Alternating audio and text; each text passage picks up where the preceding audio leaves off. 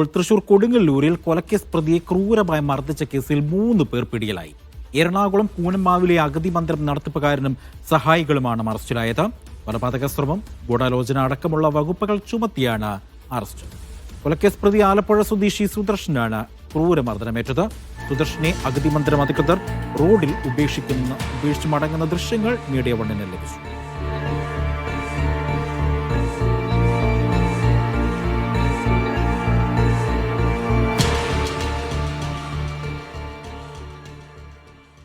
നടരാജ് ഉണ്ട് വിവരങ്ങൾ നൽകാനായി. നടരാജ്, വിശദാംശങ്ങൾ പറയാമോ?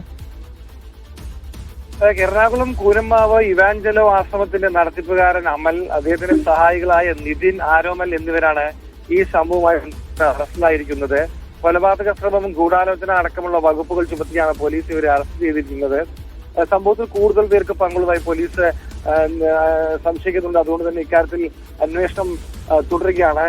പ്രാഥമികമായി പോലീസ് മനസ്സിലാക്കുന്ന പ്രകാരം ഈ ആശ്രമത്തിൽ അന്തേവാസിയായിരുന്നു സുദർശനൻ.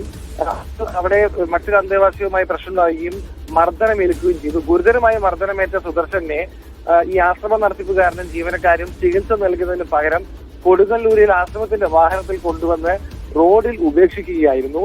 ഈ സ്ഥലത്ത് കൊണ്ടുവന്ന് ഉപേക്ഷിച്ച് മടങ്ങുന്നതിന്റെ CCTV ദൃശ്യങ്ങൾ പോലീസിന് കിട്ടി. തുടർന്നുള്ള അന്വേഷണത്തിലാണ് ഇത്തരത്തിൽ ആശ്രമ അധികൃതരാണ് ഇയാളെ ഉപേക്ഷിച്ചത് എന്ന കാര്യം മനസ്സിലാക്കിയത്. എന്തായാലും ഇവർക്കെതിരെ വലിയ രീതിയിലുള്ള വകുപ്പുകൾ ചുമത്തി പോലീസ് കേസെടുത്തിട്ടുണ്ട്. നേരത്തെ കുടുംബമൊക്കെ തന്നെ ഒരു കൊലപാതക കേസിലെ പ്രതിയാണ് സുദർശൻ എന്നതിനാൽ അതിന്റെ പകപോക്കിയതാവാം ഈ സംഭവം എന്നാണ് പറഞ്ഞിരുന്നത്. പോലീസ് എല്ലാ സാധ്യതയും അന്വേഷിച്ചിരുന്നു. പിന്നീടാണ് ഇത്തരത്തിൽ സംഭവം കണ്ടെത്തിയത്.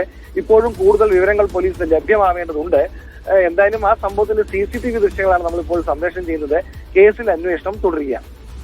ശരി, നടരാജാണ് വിവരങ്ങൾ നൽകിയത്.